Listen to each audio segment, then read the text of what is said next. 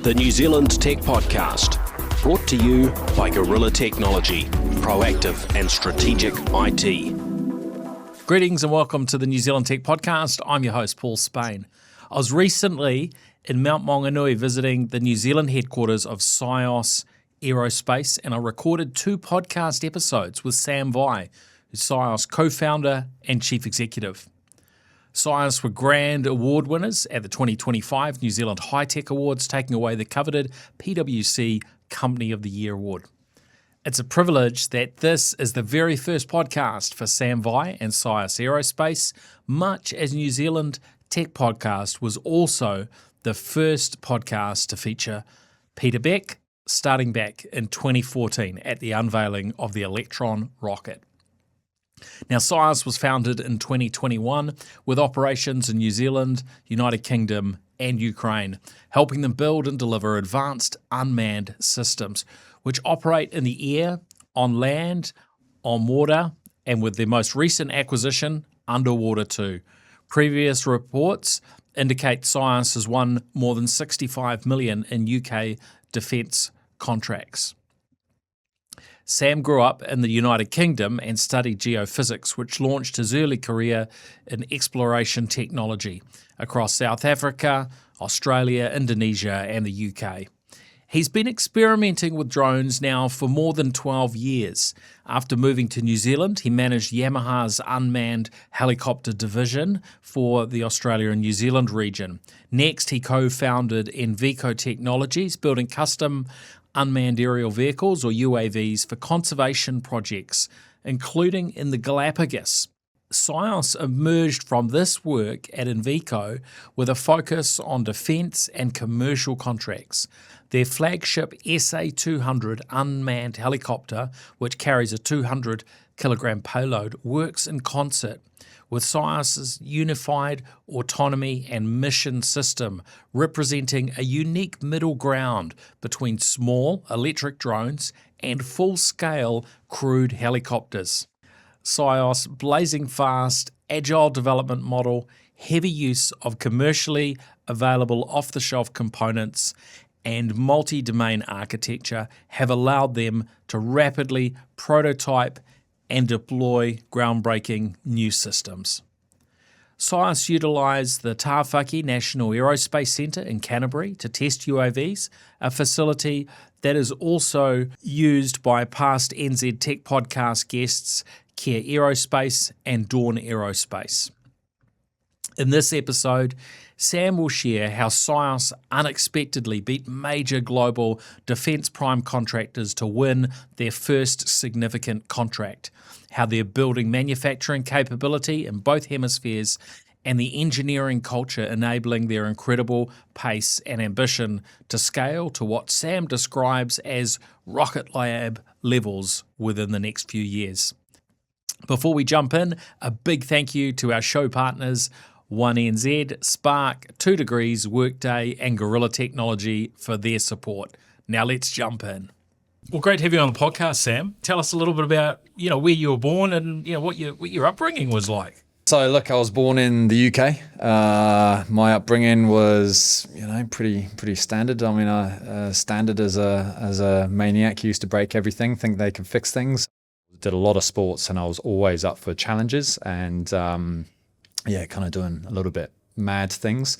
I definitely didn't come up through life going, I want to start a business and I want to be Jeff Bezos. I didn't start life like that. I see things that I want to build or I want to do, and I just get into it. I've grown up in not quite a farm, just sort of cottage with fields. Definitely you end up being able to do stuff at a younger age, and you're a little bit kind of understand a bit more around being a bit more manual with things. And grew up in the UK, university in the UK, traveled around the world, did all sorts of maniac jobs, and lived in Australia for a while, lived in London for a while, and then I've been in New Zealand since 2018. Yeah. So where did you go? What did you study? So I went to Leicester University, Actually studied geophysics, not engineering. And I studied geophysics. Why? Because I loved physics and maths, and I wanted to travel as much as possible. And I loved being outside and working outside, and the thought of just sitting at a computer doing design work, bored me, to be honest. Yeah. So that's what I did. I was quite terrible at academia. In fact, the grades, trying to get into university was a challenge in the first place. My grades in the UK, you might be aware, you get 2 years of A levels when you're 17 and 18. At the end of my first year, my grades, you get the standard A, B, C, D, E, F. My grades spelt dude. It was pretty bad. 2 Ds, a U, and an E. And a U is unmarked because it's so bad. So, very, very poor grades. And then I had to resit 2 years of exams in 1 year, managed to get through, got into Leicester University, which is a good university. And as soon as I graduated, I was then off to South Africa for work. And then I went to Australia for work, Indonesia for work. And so, traveled around a lot. So tell us about these roles that you took after you finished studying. Yeah, so all in realistically, actually all in the sort of exploration area. And that's where we were using sort of physics, electrical conductivity, gravitational forces, magnetics, to basically identify potential natural resources. And my role was either being a physicist on the projects, or less so when they realised I was really bad at it. I ended up working in some pretty fantastic locations. And I went through from basically being a physicist on some of these exploration jobs through to then, because I had quite good commercial awareness and I could quite good problem solving, and so I ended up moving into more like a project development kind of role where I'd look at problems and try and work out ways of solving them. And that's actually where I started understanding around the use of drones, 12 years ago, because I started looking at the actual applied use of using drones for very, very large projects, whether it was sort of offshore exploration, onshore exploration, whatever. So probably a little bit different to a lot of the other robotics company startups, where guys have come through from university and mechatronics or done a PhD or whatever. So I definitely came from the scientific application route, and after doing that and understanding the use of drones, I had a startup in London that ultimately failed, and I got recruited by Yamaha to run Yamaha's unmanned helicopters division, and that brought me to New Zealand. And I guess, so what Yamaha liked was the fact that I had understanding around how drones work ultimately, at least at that time general principles, but I had vast knowledge around the application of drones, UAS, UAV. So that brought me into Yamaha. I had a stint at Yamaha and decided to co-found with my then business partner, Envico Technologies, which is a conservation technology related company. So, building drones and then providing services into conservation. And then that ultimately, I think we were on our first ever job in the Galapagos. I was talking with a customer and they said, the really big problem is, how do you do projects in remote locations where it costs a lot to bring in a helicopter to do a job that's bigger than what you can do with a small electric drone, like that only lifts 10 or 20 kilos? So they told me that problem statement literally, I think, on our first ever job in the Galapagos.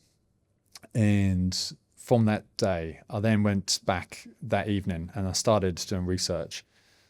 And I realized actually this problem can be solved with unmanned helicopters that take the endurance and the payload, sort of the payload capacity of a traditional helicopter, like a Robinson's R-44 kind of thing, but combine that with the benefit of drones, which is, first off, your safety, no one's in it, automation, so you get to, sensors, machine learning, AI algorithms, as well as combination of actually, because it's an unmanned helicopter, it can be designed correctly to be cheap, and be transported easily. So, the idea around doing unmanned helicopters, or SA-200, formed then in just after our first job in the Galapagos, and that's really why SYOS was formed in January 2021,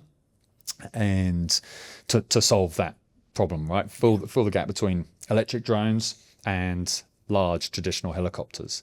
So SA-200 was the first product, and that was going to be the product, that was going to be the SYOS. But in 2023, we obviously expanded that because we realized that our capabilities could be applied in different areas, as well as do it for different vehicles.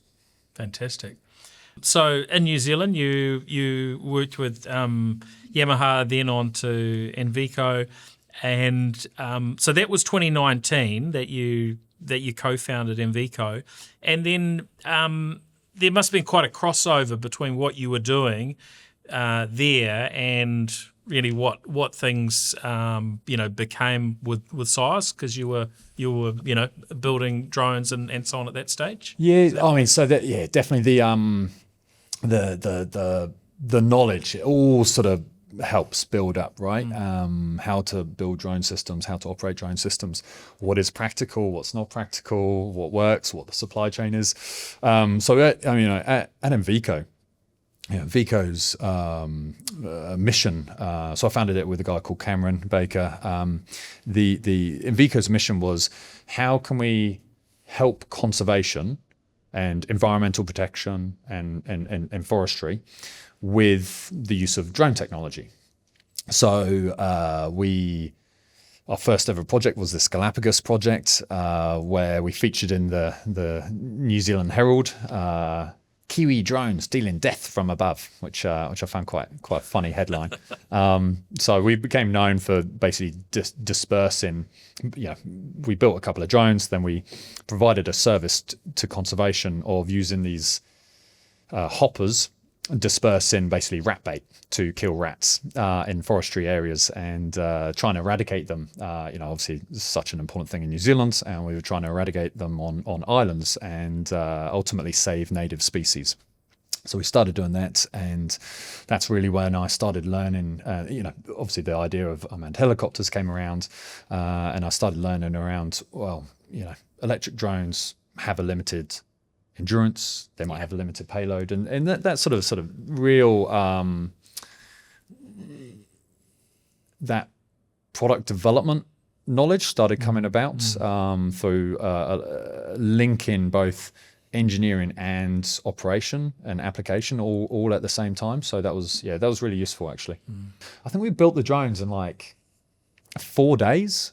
I remember New Year's Eve, my wife came out to my father-in-law's garage or shed up in North Auckland, Warkworth, where we were building these drones. She came out on New Year's Eve and toasted me at midnight whilst I was heading the drone. So quick cheers, have a glass of Prosecco because we're cheap, and enjoy a glass of Prosecco, and then went back to building. So I think we were building till like 3 a.m. every night for 4 nights, and just about test flew the drones, went straight to Auckland Airport, jumped on a flight, flew to the Galapagos, jumped onto a boat because these guys needed to use this boat to get to this island. And we're like, oh God, this is scary. We've literally never done this before. I think we've flown these drones for collectively about 7 minutes. Let's just try and make it work. And so we worked, it was a difficult mission, but it was such a fantastic opportunity. And just for the technical aspect of it, we did with these 2 drones, each one carrying about 10, 11 kilos of bait. We did 143 flights in a day and a half, flying off the back of the boat. Cameron did the piloting, and I did all the battery changes and the bait hauling, and I had to load the bait on each drone. I was wearing a full suit because of the pesticide requirements, along with a face mask, a proper ventilator system. Yeah. In the Galapagos heat, and so I was rapidly losing fluids and having to work super hard to get this done. But this was a world first in doing that. Firstly, that many flights that quickly, and it was all automated across the island, and all doing it off the back of a boat. And it's quite funny, even now we see other companies, even that ones that sell into the military, going, oh, we flew off the back of a boat in a trial with one little drone. And you're like, dude, we did it in an operation in the civil sector for 1% of the budget, and we did 143 flights. And we did a successful operation as well. So completely different. So tell us about founding SYOS and moving on from Envico. Yeah, so obviously Envico is focused on ultimately the environmental and sustainability and conservation. And when the idea of, I saw a huge opportunity with the SA-200, the unmanned helicopters or uncrewed helicopters. I realized that, well, you're not actually going to get the return on investment just doing conservation. It'd be very difficult. You'd either end up broke or with a really crappy product because you didn't invest enough in it. So we decided to split out SYOS as a subsidiary, to which we then later had to go, well, it's not a subsidiary, it actually has to be a totally standalone business, because SYOS is a dual use company. It sells both to defense as well as the civil sector. So it would have been difficult, dealing with Envico, that is a conservation tech company, and another company that was selling drones to New Zealand Defence Force. There was a UK tender which went out looking for specialist uncrewed vehicle integrators, guys that not building small drones, but guys building like big vehicles. And we thought, well, we do helicopters, we do pretty big vehicles. They put out this tender going, hey, look, we're looking for specialist integrators. We need rapid prototyping of uncrewed boats. We'll give you some boats. You need to make them fully autonomous, unmanned, fully autonomous. And I remember seeing the tender come through, and I was like, boats? No, we don't do boats. We do helicopters. And we sat on it. And then I remember seeing a little post an email that pinged through going, last 3 days to submit for this tender. And I looked at it and I was like, had a quick chat with the team. I said, what do you think? And they're like, yeah, we can definitely do it. And I'm like, yeah, all right, we'll just. So I quickly chucked in a 2-page response, because they're super short responses. Chucked in a response on like a Sunday afternoon. 2 days later, you get the email going, thank you for your response. You're invited to the Dragon's Den interview next Tuesday in London. I'm like, oh shit, okay. So we turned up, and you saw the list of all the companies that are invited for the interview, and there's all the big primes, all the specialists, USV companies and the like. And we looked at it and we're like, oh, no way, we're not going to win. And I was like, oh, I can barely afford the flights to London, but go on, let's give it a go. So I jumped on a flight, did the presentation on the flight, landed super tired, jet lagged as. Anyone who does 27 hours of flights around the world, you know what I mean. It's bloody challenging. Cruised into the interview along with my colleague Matt, and we just presented. I mean, I don't even know what I said because I was so tired, but we presented. And we're like, no way are we going through, They're picking like 4 companies out of 10. I'm surprised we even got to this far. Anyway, we're driving back to the airport. At the gate, get out my phone, looking through the emails, and it's like, congratulations to these 4 companies. And SYOS Aerospace was, I think we were either second or third ranked. I was like, holy hell, how do we do that? And alongside 3 other companies, well-known companies. So anyway, we we get the development contract. Okay, so this is a key point. It's like, right, you do the development, and then at the end of 2 months or 10 weeks, whatever it was, there's going to be a trial, and then there's a follow-on large contract for whoever wins that trial. And we're like, no way, we won't. I'm just glad to get the development, £1 million development contract. Great. Yeah. What happens? We turn up to the trial and we came joint first at the trial. Wow. And so it means then we get a follow-on contract. Now, the technology that you had to, pull together to be able to, first of all, come up with the SA200 and then, go into boats. How do you pull that together? Because all of this has happened, very, very quickly in the scheme of it. It's always the thing when I first came across SYOS, I was trying to join up the dots of how does this happen and how does this happen, at such pace. Is this something that wouldn't have been possible if we were to roll back, say, 10 years or 15 or, there must be some elements of the technology that you can get your hands on that you can integrate and pull together at a pace that wouldn't have been possible in years gone by, and maybe, obviously combination of, the people talent, the technology, and you end up creating something that's quite disruptive to, say, a player that's been out there and doing this stuff for a long time and is used to doing it other ways. Yeah, so our product development strategy is very, very aggressive, and it's very focused on minimum viable capability. So where there is COTS component, commercial off the shelf, hardware or software, if it's suitable, we'll grab it. If it's not suitable, i.e. it's too costly, you can't flex it, it doesn't, the supply chain, it doesn't meet the supply chain needs, then we'll drop it and do it ourselves.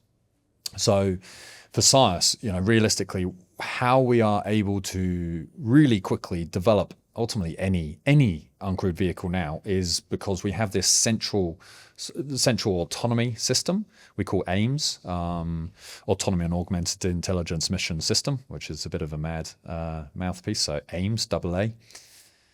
That powers all the vehicles. Obviously, not all modules will be applicable. A small air drone will have, won't have all the same modules as an autonomous boat, a USV. We will look at how quickly can we develop that hardware for the vehicle, and then what parts of the software do we apply to it. And so because we have that all in-house, we can make tweaks really quickly, and we can also either modify existing vehicles or we can develop new vehicles very, very rapidly. We're not looking to reinvent physics at all. But what we are looking to do is be really, really smart with what problems there are in the world, and how can we rapidly develop the minimum viable capability product that fits those needs, and do it really quickly, but ensure it's robust, it completes the mission, it's survivable, but at the lowest possible price point. How did you end up ultimately, doing that, with this particular contract? You had 2 months to put together your prototype. Yeah. So did you sleep? So those were a couple of stressful months. I definitely have PTSD from trials, right? Engines stopping, rotor blades stopping. That's a disaster if you see an air vehicle rotor blade stopping. But look, this particular one, this sort of one of these first contracts that we had, this development of conversion, I should call it, conversion of boats into unmanned boats. Yeah, we did absolutely everything we could to try and pull this project off. Getting the facility was done, got the team there, but we're trying to build the team as well at the same time. So we had constantly adverts going out to try. We had, the team would spend 12 hours in the shop looking at modifying the boat, adding on various bits of hardware, writing the software, trying to tap into. We hacked into the Suzuki control so that we could control their outboards. We're doing all these things, but they would spend 12 hours a day doing that, and then another 2 hours a day doing interviews to help keep building the team. And we were new people would turn up, and I'd just say, look, get here as soon as you can. They would walk in, and I'd be like, here's a bank card, go down to PC World, go buy a laptop. And they're like, what? So they go buy their laptop, they come back and they go, right, this is your job. You are now doing, we obviously trying to get a bunch of software guys employed in the UK. it was a very difficult and very, very stressful couple of months, and we really had to think outside of the box on how to pull it off. But to be honest, we've done this a few times now. We've been, and one of the reasons why our customers have come back to us is because they know that we think outside the box. If they have a problem they need to solve and they've got 8 weeks to do it for, say, a totally brand new vehicle, we can give it a very, very good go to try and pull it off.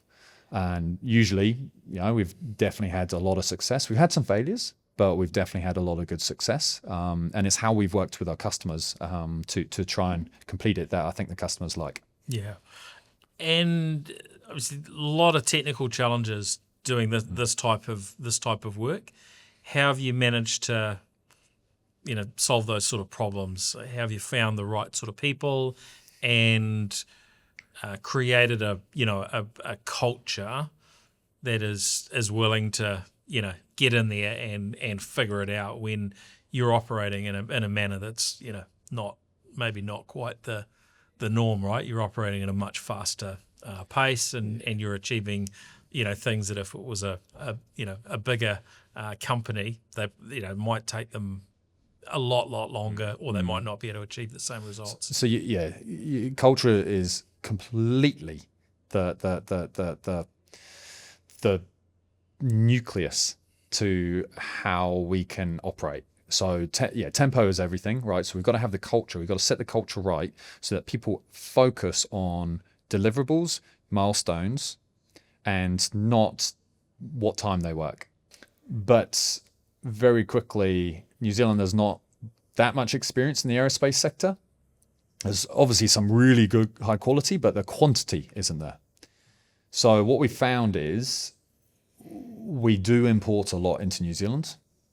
We also, we recruit from the States, from Europe, into New Zealand. And what we're seeing is, bring the experience in, but then work with the local universities to get youngsters who've done a master's or even better, a PhD, which is fantastic. Bring those guys in straight away, and then you get sort of real smart, innovative thinking, but you also get like the experience that we've imported as well. So we see that a lot, but even with the UK, with our UK team, that we have a lot of hybrid working. We have UK team moving to New Zealand, New Zealand team moving to the UK, and that's really beneficial because the experience in the UK is huge. In aerospace, in maritime, the experience is really big, and we can combine the Kiwi culture of engineering or the mentality of innovation of that number 8 wire thinking that gets overused all the time, but we can combine that with experienced people to really try and think outside the box.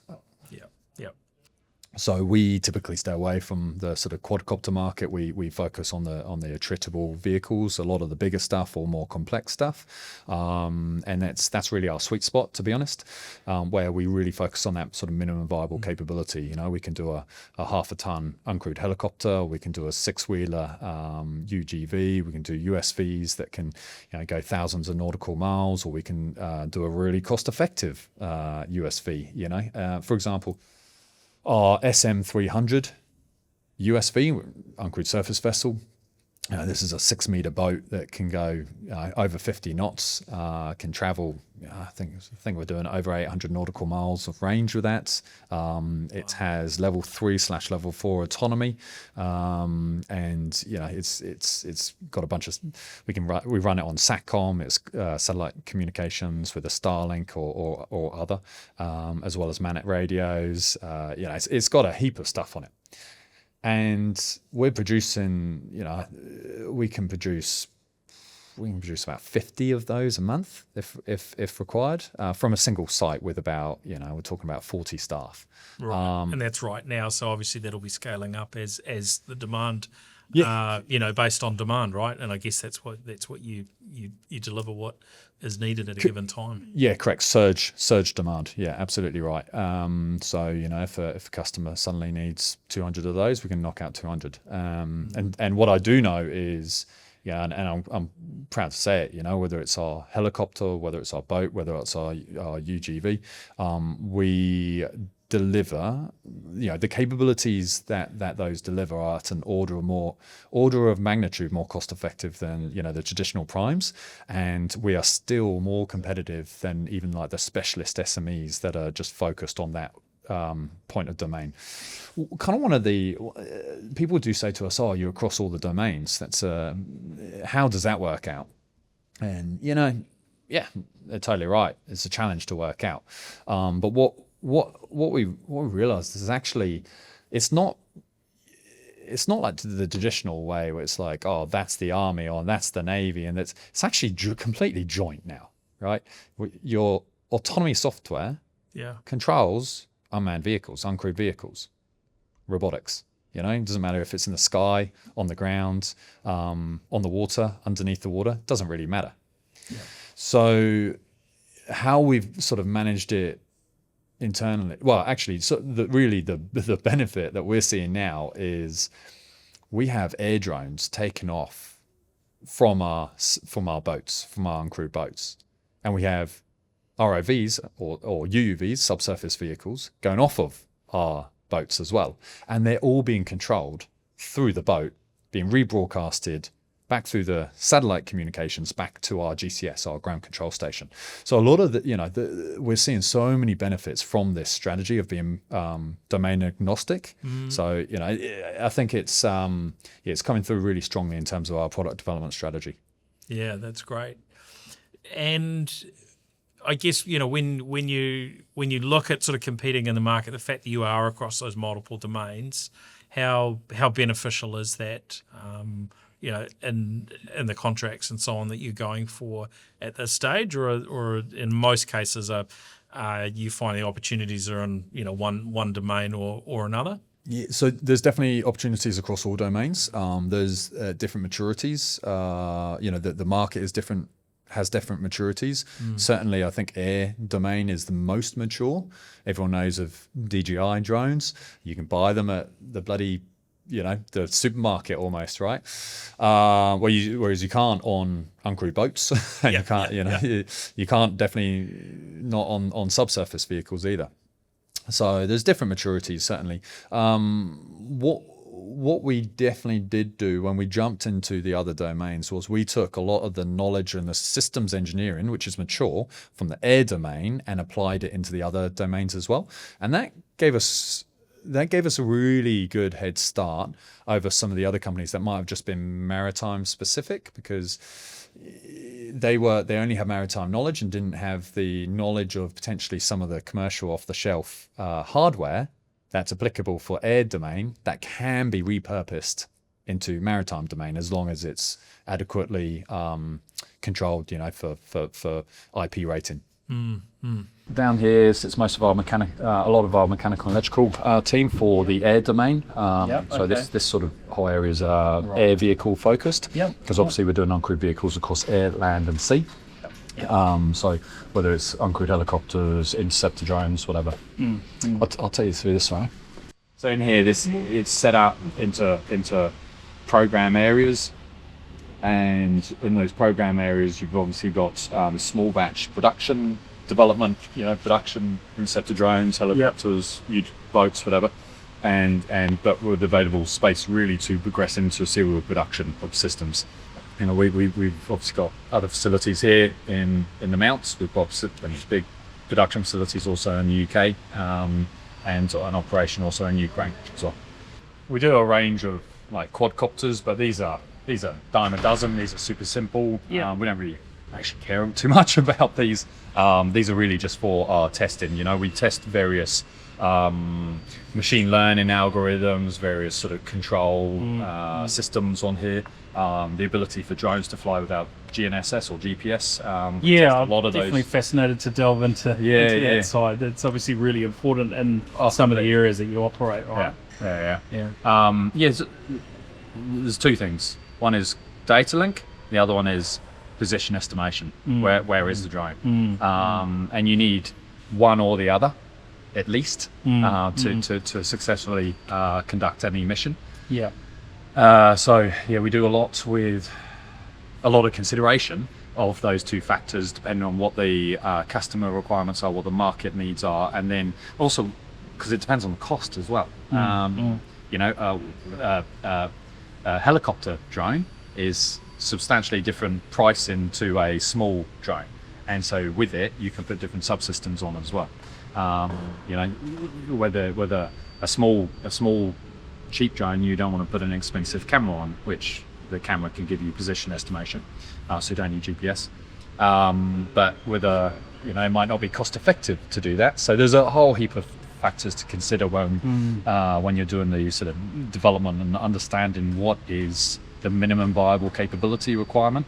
So a lot of our product development, you know, we've got multiple programs underway, but they're all focused off of the idea of what is the minimum viable capability to complete this mission, and then you can realistically develop something that is an order of magnitude more cost effective than the existing traditional competitors. And that's obviously one of the key things that's opening doors for you, is your pace, and that you're, you know, competitive on that front. And obviously what you're producing really stands out. Yeah, definitely. A lot of our sort of contracts have come from sort of word of mouth, if you like, or single sourced, because we've, you know, both off of the quality and the operational evidence and the survivability of our systems, the robustness of our systems, but also the fact that we can basically co-design with end users where required, or we do really rapid development, spiral development based on end user feedback, and we have a real we try to have a real tight feedback loop for that. We're one of the world's largest USV manufacturers. USV, unmanned surface vessel, or uncrewed surface vessel. Typically on the sort of, we do like 6 meter vessels up to kind of much larger. We're working on a 9 meter and a 12 meter right now, and we've got concepts underway for a uncrewed offshore patrol vessel right now. So all based off the same autonomy architecture. But this is our development boat. This is it's a Frankenstein, because our software team that are headquartered here do all of their testing on this poor boat. And so any new upgrades, it's just any new hardware, it's slapped onto this and tested by the software team.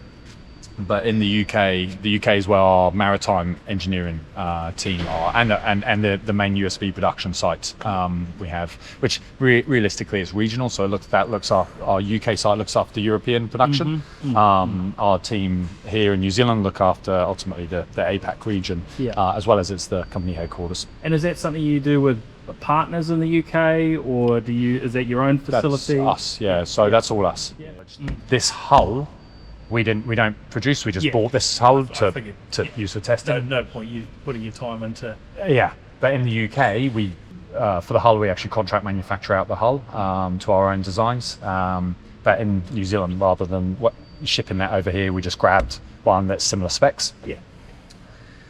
So with this vessel, it is has multiple communication links. It's capable of going ultimately fully autonomous, operating under coal rigs, which is collision avoidance at sea, with both radar collision avoidance or object identification, vessel identification, along with the pan tilt zoom camera. So that's both day and night. So it's an RGB and IR sensors as well.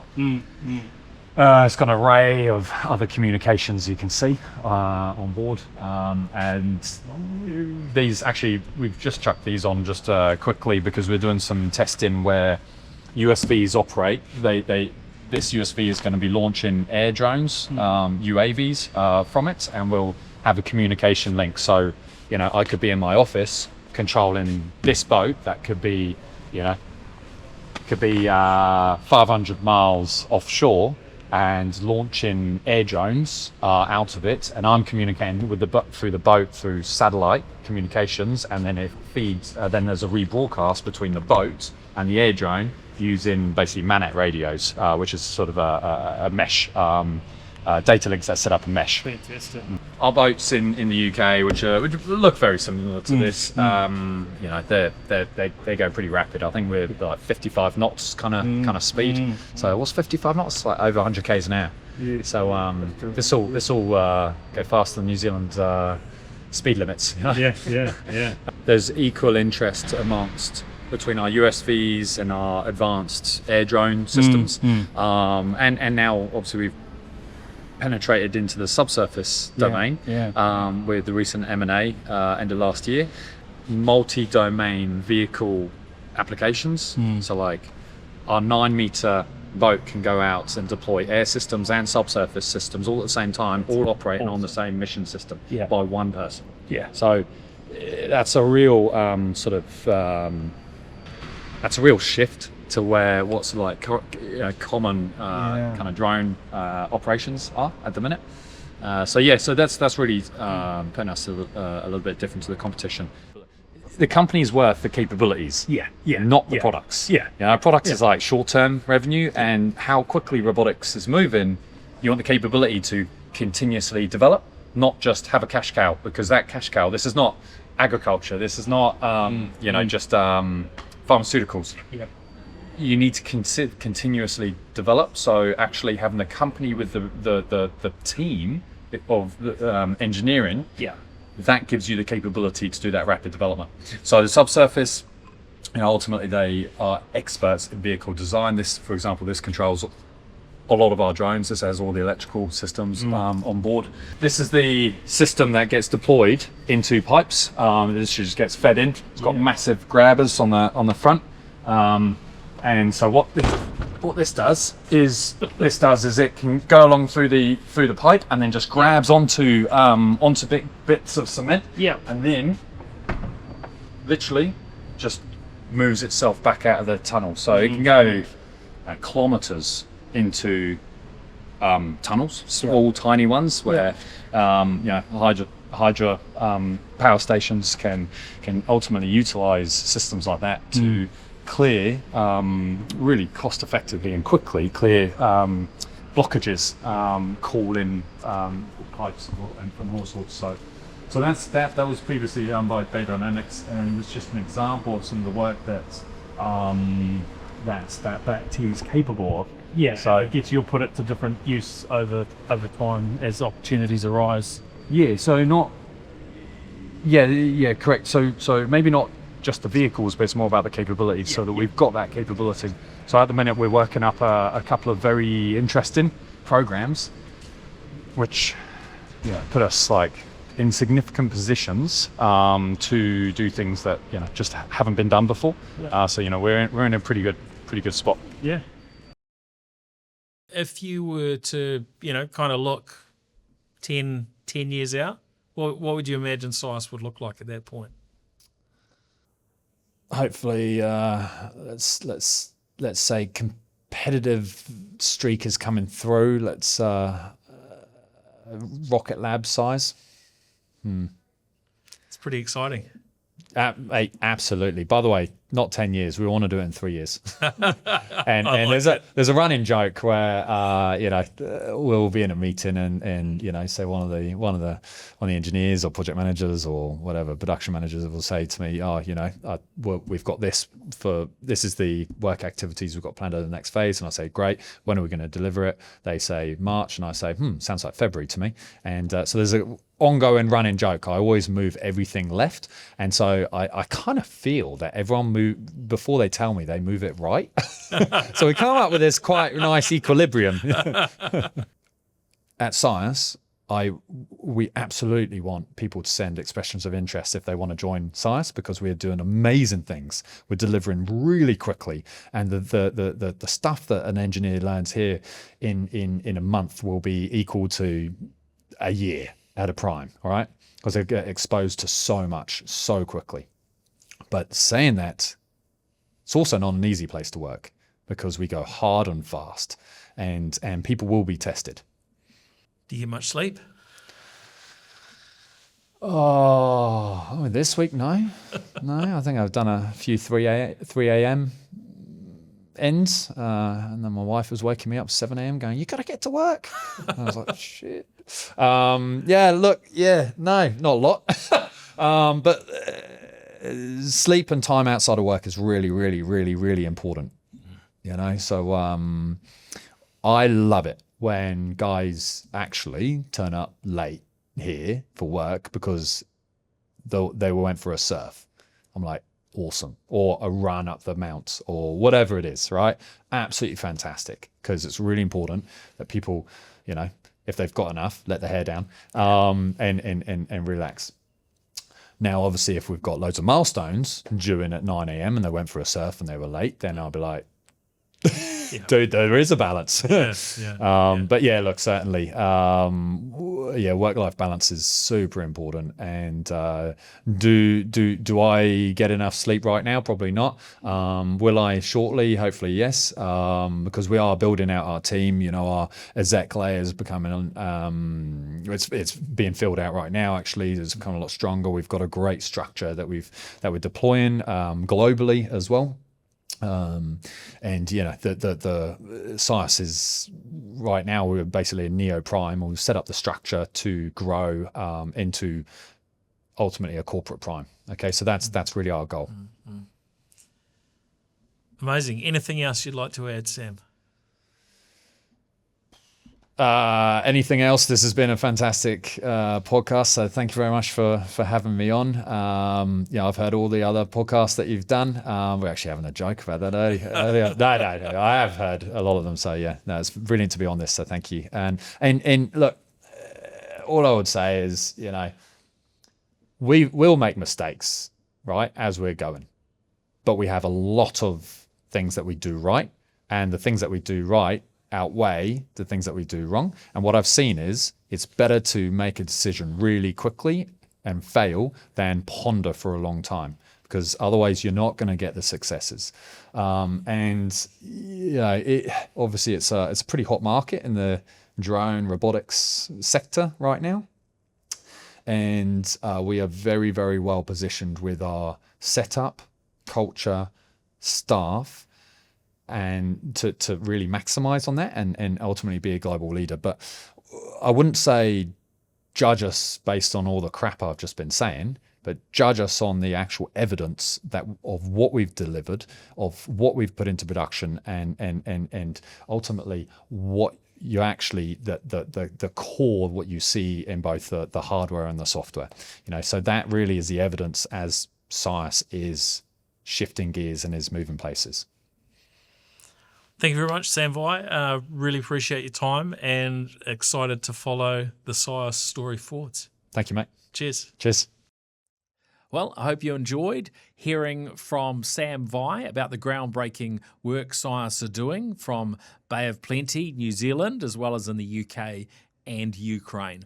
In breaking news, as we release this episode, it has been confirmed that SYOS have been shortlisted for a UK Ministry of Defence contract for development of futuristic helicopter drones that would operate alongside manned helicopters. This contract is potentially worth £100 million or more than 200 million New Zealand dollars.